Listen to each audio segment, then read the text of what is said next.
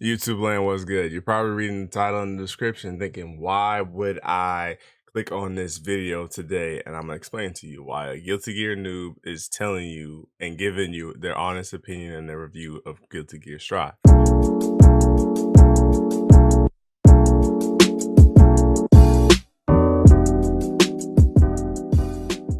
YouTube land was good. It's your boy B here, aka Brian, aka Prince, aka Prince without the hating. I'm here to talk about Guilty Gear Strive and do my review on the beta. The beta, I partake in open beta because if it was like GameStop's how they did their pre-orders where you could just have to put $5 down, your boy would have been in there a long time ago, that first day that you could get in there for pre-ordering the beta. But they did the whole 60, and I'm gonna be honest with you, we down bad right now. I didn't have the whole 60. But I say all of this to say that whether you are a diehard Guilty Gear fan and you know the frame data of all the old games and things of that nature, or whether your first fighting game ever was Dragon Ball FighterZ, or whether you're like me, never was really into the Guilty Gear scene, that played NRS games and Killer Instinct and things in that realm, you wasn't really on the Capcom or anime side. I think Guilty Gear Strive has something for everybody, and that's what I'm here to tell you and talk about in this review. Let's just start off with the thing that you could see, you know what I'm saying? The thing that catches your eye immediately, and that's the visuals. The visuals of this game is so gorgeous. I think Grim even said it on one of my streams that this game is pretty, and honestly the stream doesn't do its service because it's a restream and it's capturing my screen of what's going on, so it's clear, but it's not even like it's one of those things that you have to see it in person. Like it's that good and that quality, and honestly the fact that it's going to be on PC makes it even better, because then you can really optimize it and make it ultra high settings, and it's going to be a gorgeous game. Like gorgeous, like visually this is one of the prettiest fighting games out there, I think, especially as far as 2D goes.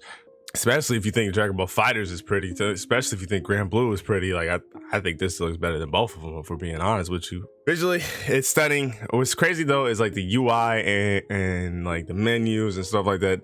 They look basic. I know the character select screen, it looks basic. There's a few other screens, and it looks like it's simplified in other ways, and it's already has that like controversy of being simplified in like the game aspect and stuff like that. Just things of that nature. Sound, audio, it's satisfying to hear some of the hits and some of the sound effects. I think every voice actor sounds great. The music, they said it didn't slap, but I guess realistically Giovanna's theme, Eye to Eye, I believe it's called, stuck out to me. And then the main Guilty Gear theme song of this one, that stuck out to me as well. But I guess everything else was kind of just background noise, which Guilty Gear is not known for that. I think Guilty Gear has some of my favorite actual music in a game. Big Blast, Sonic, Wanna Be Crazy. Those are like two of my favorite Guilty Gear songs of all time. And if you got more Guilty Gear songs you want to put your boy on to, get at me on my Twitter. So, if the fans are saying that the songs kind of like not hitting or they're not that great, then, it's obviously a sign that the songs are not hitting or not that great. But I think there's a menu system to where you could access the older songs too. So if you could just access the older songs, most people are gonna probably put the older songs on there. So audio, I don't feel like it's the end of the world. I feel like visually it does look pretty. I think the only thing that's kind of distracting is like that big old counter when it hits on the screen, and like it kind of shifts the camera. It's only slightly in an angle, and it says counter all across the thing. It's gonna take some getting used to. Kind of throws you off in momentum, but the gameplay's flawlessly online, so it's really not like an excuse for not being able to hit your combos and things of that nature. But it just takes a while to get used to, because it's kind of like there's no argument of saying, oh, I didn't press a button there. Like, yeah, bro, you got caught in 4K. There's a big counter on the thing. You were pressing something, Netcode. The big main topic of Guilty Gear is they have Rollback Netcode, and other games have implement Rollback Netcode, and I feel like you're either on one side of the spectrum or you're on the other side. And Rollback Netcode pretty much means that it allows for a certain amount of frames to roll back. So if anything, it might skip the animation of the DP. So you know how like Ryu's like, Sword of you can, he kind of cocks down and then goes all the way up. It might just skip the fact of him going down to go up, so he might just go up a little bit. So it almost looks like their reactions are insanely crazy and they just did it on site, but it's just catching up, and it allows yourself. The most that I ever really seen out of all of my matches, I probably played 100 matches, give or take, was probably like maybe 5 or 6 rollback frames. even then, when I saw those 5 to 6 rollback frames, like it ran effortlessly. Like it still was flawless. I think, like I said, I had at least 100 matches, maybe 2 or 3 were really bad to where they weren't unplayable. And I mean, I'm talking like I was hitting, you know what I'm saying, 150 and 160, but it still felt flawless. It felt like one of the best fighting games that I actually played. Like I played Mortal Kombat 11. I think they do have great netcode, but I think their netcode depends is if the other person on the other has good netcode, because 150 in Guilty Gear is playable. 150 in MK11 is shaky, and it really just depends, because if they're on Wi-Fi at any given point, probably gonna spike and be bad at some point in time. But Guilty Gear Strive's netcode felt really amazing, and everybody's always kind of asking questions and they're like, why are y'all so emphasized and critical of rollback netcode? It's because you get to play the game. If I can play with anyone in the world, this game won't die. I promise you, it won't die. It won't die. The hardest part about Dragon Ball FighterZ is Dragon Ball FighterZ is a great game. Everybody wants to play it, but you can't play it with everybody. You physically can't. Like I had a homie named X, shout out to X. He used to come to the stream. He was in Europe. We played like 17, 18 frames. He tried to act like it wasn't nothing. He was still doing combos. He's kind of the same player, but that shit was terrible. I never had fun playing X. And that's not even to discredit X, because he's a good player. And I had fun seeing him try to do the stuff he was doing and all the cool combos, but it was like, I can never play the game. And that's the biggest thing and biggest concern with rollback netcode is like, you could play the game. So like everybody always, you know, to go to Dragon Ball FighterZ again, Goichi versus Sonic Fox, they were playing each other in Stride. They could possibly play each other in Stride like all the time. Imagine, do you get what I'm saying now? Like if you're a Dragon Ball FighterZ fanatic, if you would love to see a 1st to 10 or a 1st to 100 or 1st to whatever, or 1st to death with Sonic Fox and Goichi, they could do that in Stride, like, and it works. The only way you would ever see that is in an offline event, and it has to be an event because, you know, there's casual setups, and the casual is usually 1st to 3 and you gotta get up. So the fact that anyone could play anyone at the same time and it run effortlessly means the level of competition, the level of skill is going to get better. Because if you're playing, I keep going back to fighters because Arc system works. If you're playing fighters and say you want to be the best player in fighters in the world, right? You're only limited to either your surrounding area 50 miles to where the connection starts getting shaky if they don't have a good connection, or you're limited to local, and even then, like, you could be the best player at your local, but you're not getting stronger, because if you're the best player at your local, you're the ceiling. Whereas like Japan has stronger players, and these players are amazing, that if they're the best players in the world, you know, Goichi, Dogura, Kazunoko, Moke, I mean, he ain't played the game since season 1, but still, Fenrich, like they could get even stronger, and then now they could go online and play even stronger players. And it just if everybody gets better, everybody's playing the game. Now with the netcode became the online lobby system, I didn't use the online lobby system. I didn't really like it. I mean, I saw people were making Luffy's, which was dope. You know, I'm a big One Piece fan. But outside of that, like, I saw that somebody timed it, and it usually takes really around a minute to a minute 30 seconds from, granted, there was no rematch. I'm guessing that was to test connections. So you don't find like one connection, stick to this one connection and keep playing that person over and over again. When you want to, for beta and statistics, you want them to have multiple different experiences so you can get multiple different results and look at the statistics to figure out what you could improve on. So there wasn't a rematch, but to go from the online lobby back to play a game, then go to the online lobby to rematch and make sure that their sword's out and make sure they're not lagging in the online lobby, it took like a minute to 30 seconds. And the worst part about fighting games is not being able to play the fighting games. And that's exactly why I don't play certain fighting games on certain consoles anymore, because I can never find a match, and it takes forever because I'm in these lobby systems trying to find a match to play a said game. Trust me, if you're a developer of a fighting game, if you're a developer of any game and you're watching this right now, the worst thing to do is have your people not play the game. So who cares about the lobby system if I can't play your game? Make it to where they can play your game, so they can enjoy the lobby system that you have. And I got a hot take for you. If I'm being honest, I think that's the reason why the servers went down. If I'm being frank, the servers probably went down because the online lobbies couldn't hold it. I think it had nothing to do with the netcode. I think it was just the online lobbies and how many people were trying to push the online lobbies to get in, because online lobbies have a limited amount of people that they can have in each one, and I think that's the reason why. So online lobbies are stupid. I don't know if they can improve them. Actually, I don't think we need them, quite frankly, because I was using the quick start, but I feel like the quick start took longer than the online lobby because it was harder to find matches. But once I did find matches, they were great. And so hopefully they improve the online lobby. If anything, I hope that I can invite my friend. I'm scared about that. I'm hoping that me and my friend don't have to go to an online lobby to initiate a match. I feel like that'd be really unfortunate, and I do feel like I have to say this, I don't think that's the case at all. If I can't rematch in the base game, that's gonna be troublesome. Like, that's gonna be bad, and I hope that's not the case at all. And what's crazy too is people forget that this game got postponed. Like, this game was supposed to at one point come out last year, so it should have a rematch system. That's really the only thing that's missing. Give me a good rematch. Give me a good way to maneuver through these online lobbies that are garbage. You got no complaints out of me. Got no complaints out of me. The next thing I think I wanted to talk about was the gameplay. The gameplay, it was fun.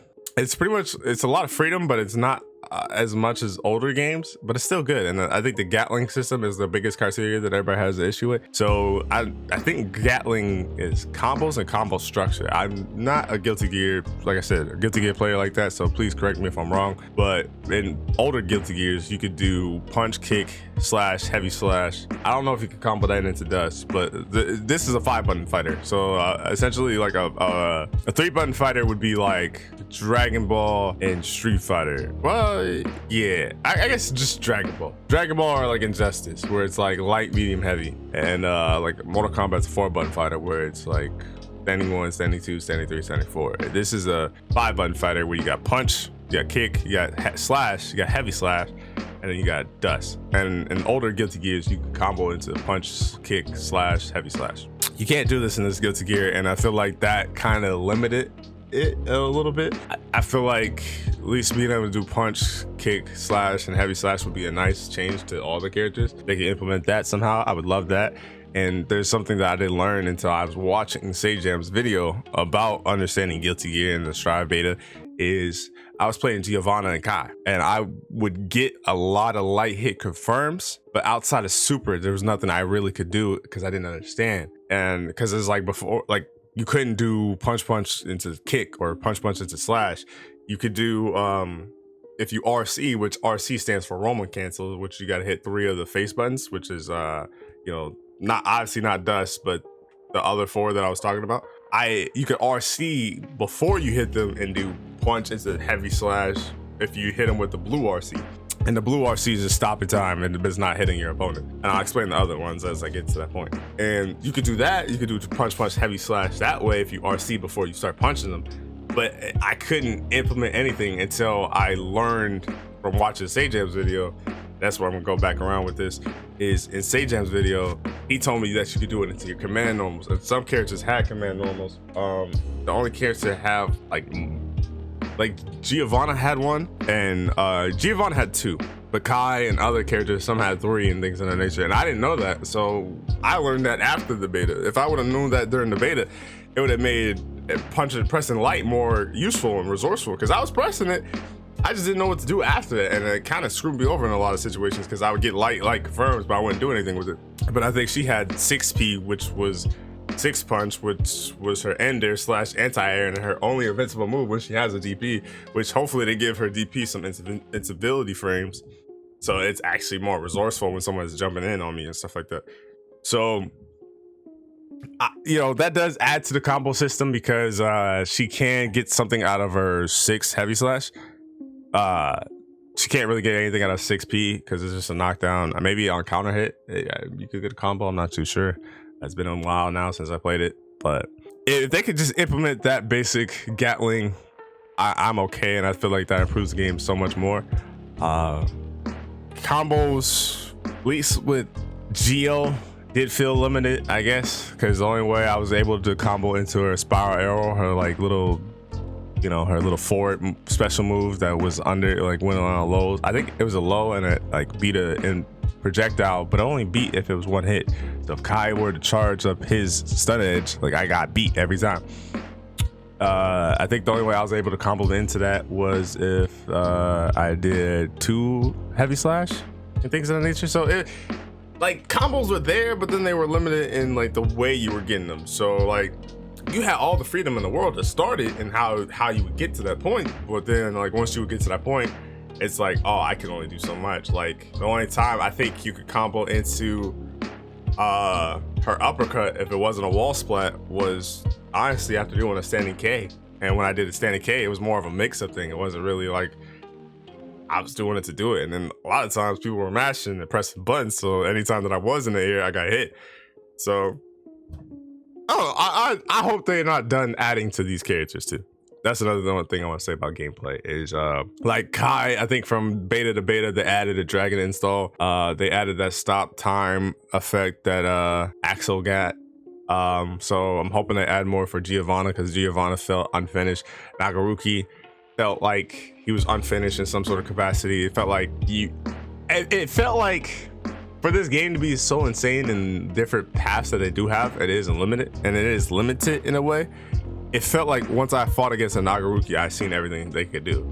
Not saying I could beat them, not saying like it was easy to fight them, but I'm saying like there was nothing that was out like surprising. Like with a Nagaruki, he would do a special move and he would do his little dash thing, and he was either A, shooting the projectile, or A, dashing to get the command grab so he could get the blood reduced. And anytime he would do that, I would jump, and 9 times out of 10 I was right, because I looked at the blood meter that he had and I was able to do something about it. So character specifically, if they could add a Gatling a little bit more, maybe a special move here or two. Like I think somebody suggested that Giovanna should shoot her dog as a projectile. That would be neat. That would save a lot. It would help me in a lot of matchups. Is there anything else I wanted to add at gameplay wise? Gameplay was fun, man. Gameplay was fun. Dust. Also, another thing I learned too is you could combo into dust. I didn't know that. I didn't know I could do punch into dust and things of that nature. I should have spent more time in the lab and tried it out, but that would have been nice to know. What else I want to add? RCing was some of the funnest thing you could do in the game. So for those who know, like I said Roman cancel is you gotta press 3 buttons. You usually use a micro, and this was the first time I ever used a micro as a dash, and that was super nice and convenient, but you had to get used to it. I made my micro R2. You know, if you know anything about Dragon Ball FighterZ, R2 is super dash. It's a micro too, so that's funny why I did that. So I just stay in the same realm. You feel me? But RCing is super fun. RCing is Roman canceling, and like I said, it's 3 buttons, and there's 3 different types. The 3 different types are the blue one, where you do it and you're not hitting your opponent, so it slows down your opponent. So maybe if their opponent's jumping in and you would do the blue one, maybe you get the DP off. I couldn't do there's opportunities to do it, I just couldn't do the input after I RC'd, so I was bad at doing the input, but I had it. Like there's a few times where I could have did it. There's a red one. The red one is when after you get a hit, and then it's like you're canceling the next step of the hit so you can do more in the combo. And then there's a purple one. A purple one, so best way to describe the purple one is like if Soul bad guy does Gunflame and then he cancels it after he does Gunflame immediately, he can follow up the Gunflame. Same with Kai or anyone else that has a projectile. It didn't really work too well with Giovanna, but now that after you play a fighting game, you kind of run scenarios in your head, and maybe I could do like her spiral arrow and then cancel it, and then maybe go overhead or something like that, where like I get you to press a button. But this is the thing about Giovanna and like her gameplay that kind of rubbed me the wrong way. I do the spiral arrow with Giovanna, and hopefully your normal, I'm doing air quotes, hopefully your normal misses, and then I can punish you for that. But a lot of people's normal reached, like Axel and Meg, and there wasn't a lot of characters that I was with punishing with Giovanna. I'm just gonna be frank. And then, is there anything else I wanted to add in the beta? I only played those 2, so that's the only reason I'm talking about those 2. Is like Kai was solid. Kai is who he is. He was a fun character. He pretty much does everything well in Guilty Gear. So if you're looking for a character that I need to figure out how to play this game, how to understand neutral, how to press buttons, I say Kai. And you know, Giovanna's supposed to be the entry level character, but Kai made it easier. Like Giovanna, I had to work hard. I had to figure a lot of stuff out with Giovanna. So that was actually harder, to be honest with you. But yeah, the other characters look great too. I think Chip needs more health, if I'm being honest. His health, every time I see another like big damage combos against Chip, because I think he got the lowest health. Just give him 50 more, nothing crazy, because his movement is annoying, and it's like I felt it at a few Chip players, and oh my god, all they did was jump and do flips and all types of ninja stuff. That was wasn't even a match. I was just more like catching someone. Like I felt like tag more than a fighting game. Faust is annoying too. Maybe if he had more control. I think the gimmick is he's supposed to be an annoying random character. If he can control what items he gets, I feel like that would just make him scarier alone. He has amazing range. His range was really good. His little tornado move, I don't think was very good. I think I often punished him for that one. That was like the main thing that I usually get him for. Those are really the only Giovanna, Chip, and Foss was the only ones I was like, dang, they kind of need something. Nagaruki too. Everybody else felt pretty strong, pretty good. Zato and Eddie, that combination is deadly. May just does a buku amount of damage. Potemkin does a buku amount of damage, and like he's OP. Like I'm not saying he needs to get nerfed, but if he's gonna be OP, make everybody else OP. Soul looks solid. Kai looks solid. Milia looks solid. Leo looks solid as well. Like all the characters. And then what's crazy too is I'm gonna do a tier list video tomorrow. And Eno and Angie, they don't look bad either. They look solid as hell too. So like, in my honest opinion, the bottom 5 characters, possibly, I think Nagaruki needs something else. He needs something else with the blood to help him. Because he also loses so much life if he activates that berserk mode. Like he loses way too much so fast. But then again, you're not whiff punish him too, so that might be the trade-off because he gets extended insane amount of range. But still, I still feel like he should lose like maybe 30% or 25 because like that's another reason the game goes by so fast. I would say like my bottom 5 for the beta would probably be, I think Zato's strong. I played against a lot of Zatos, so y'all let me know. But I would say Giovanna, in no particular order, Giovanna, Chip, Foss, Nagaruki.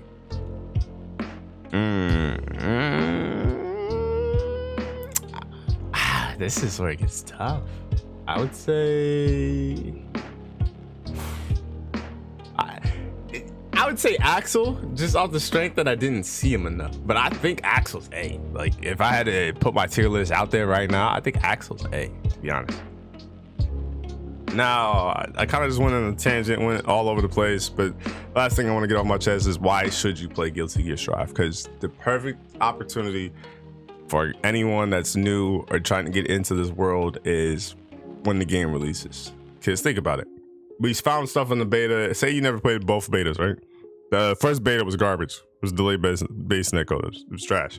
But what? If you never got into the beta, it's the perfect time to get into the beta because, or it's the perfect time to get into the game because everybody's new and everybody's learning the game at the same time. So that everybody goes at the same pace. Just think about it. Prime example, I like One Piece, and like another anime I really like a lot is Detective Conan. And Detective Conan got like 1,000 episodes. Nobody wants to sit there for 1,000 episodes to get caught up when someone already watched 1,000 episodes. So it's intimidating. It's no matter how much I can enjoy something, I don't have the time or patience for that. And it's the outside looking in. Prime example is a fighting game.